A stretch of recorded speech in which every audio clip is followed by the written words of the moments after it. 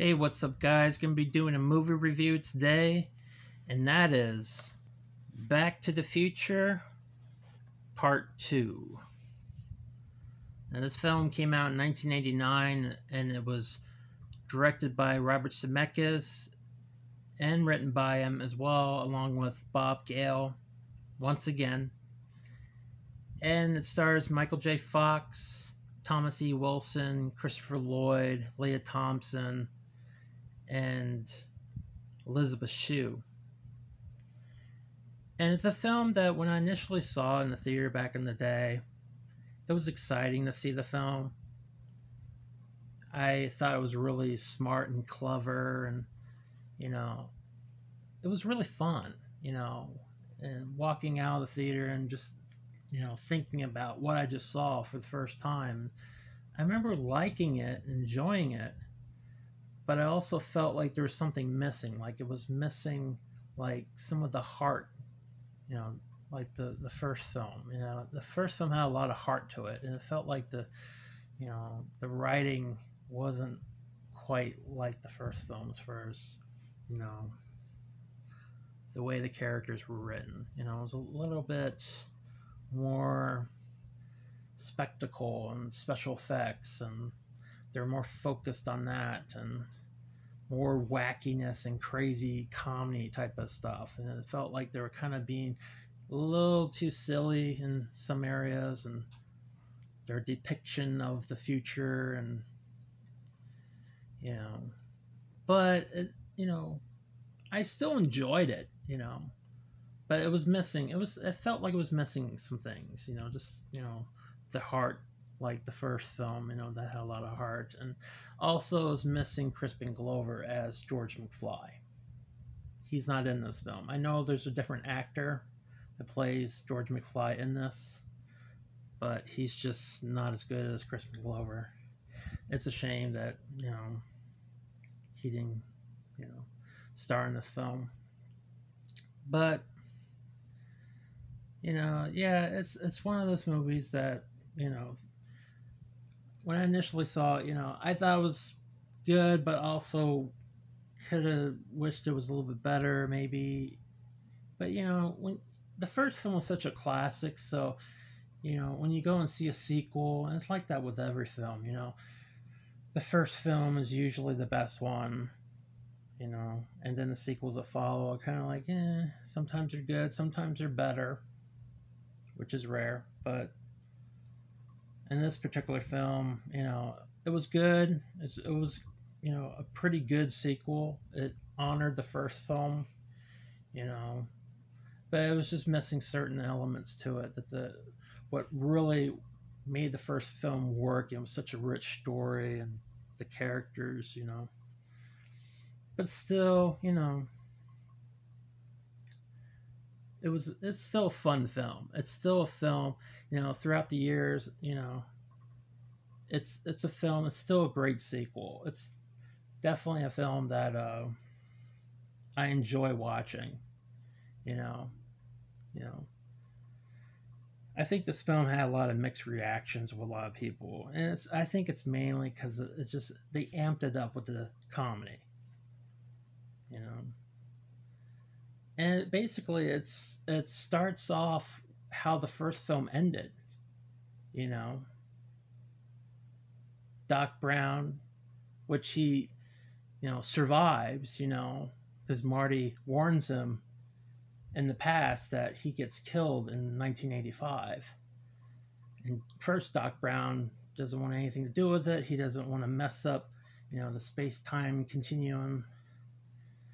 But he figures, what the hell, and he's going to cheat death. But he, at the end of the first film, the way this film starts off, it's like Doc Brown comes back and he says, "Marty, you got to come back with me." And Marty's like, "Where?" "Back to the future." And it's in 2015. Has something to do about his kids. And Marty McFly and his girlfriend, Jennifer, they come along with Doc Brown to this another adventure in 2015. And the central character is Biff in this one. It's not the parents. And Biff has basically corrupted things, you know. Once they, you know, Marty fixes, you know, the problems with, you know, his kids, you know, because his son, Marty McFly Jr., he gets, you know, in prison for like 15 years or something like that. And something happens to his daughter as well. I mean, she serves time as well. And it's like, there's a lot of things that happen. And so he fixes that, and that works out. But because he bought a sports almanac and was talking about bringing that back to 1985, and Biff, which he's an older Biff, he overheard them. It gave Biff the idea of stealing the flight DeLorean, which is what it is now. It can fly and hover and everything.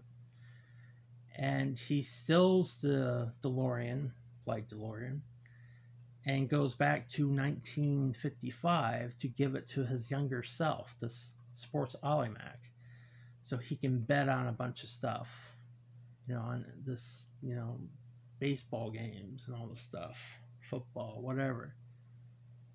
So he can become a millionaire. And that's what happens.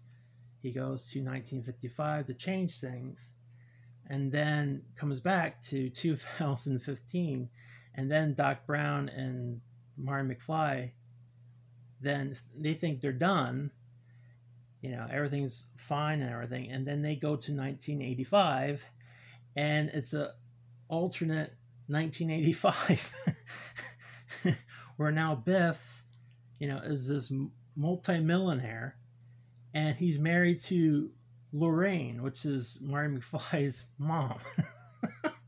And it's just like, what the hell? It's like, it's hell, basically.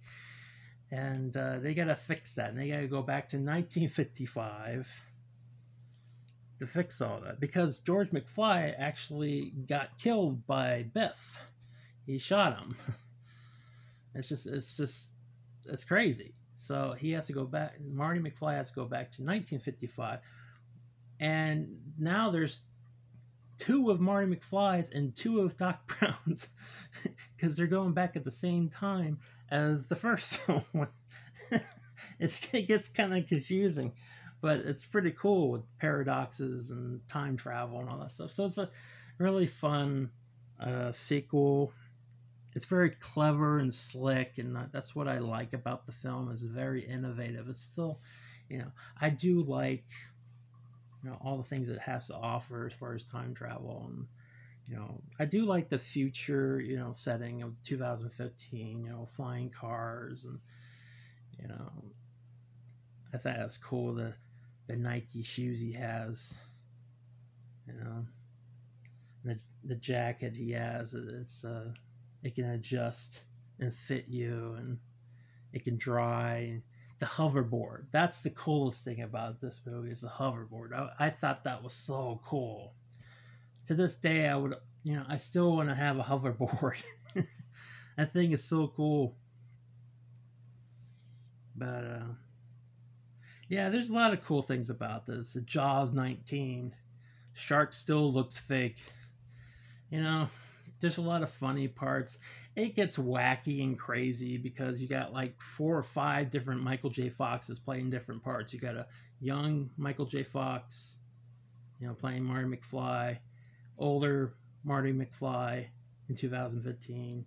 You got Michael J. Fox playing Marty McFly Jr. Then he's playing his daughter. And it's basically Michael J. Fox in drag. They just went crazy. They amped it up with the humor. And at first I was like, you know, I thought it was funny, but it was like, God, this is really, they're really amping it up for the laughs. And it is funny though. It's silly, and it's kind of wacky and crazy, but at the same time it's fun, you know. It's really, it's a good time. And it ends with a cliffhanger. where they're going to make it Back to the Future Part 3. And, you know, it's one of those films. It's really cool to see them go back to not 2015, to go to 1955, and there's 2 Michael J. Foxes. It's recreating the scene, recreating the movie of Back to the Future. You know, him in 1955, where he's playing guitar. You know, Johnny B. Good. You know, and it's kind of cool that you see a different perspective.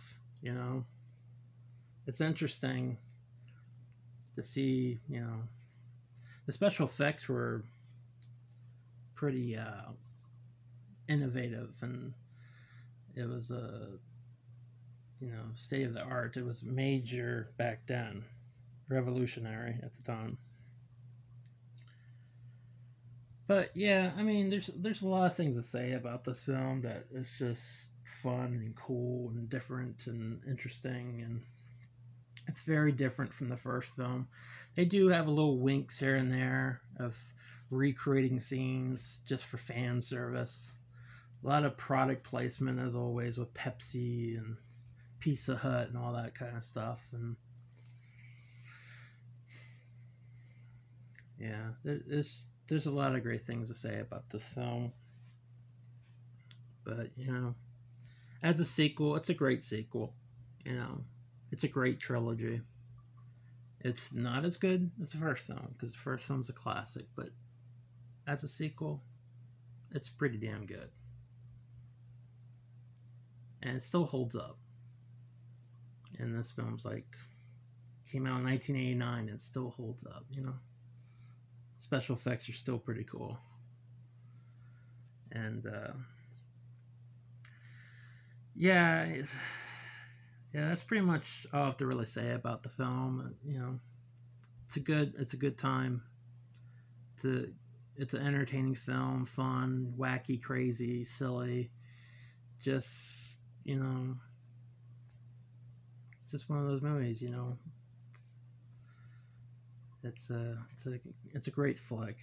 But anyways, yeah, this is my movie review of Back to the Future Part 2. Hope you enjoy this movie review, and I hope you guys have a good day.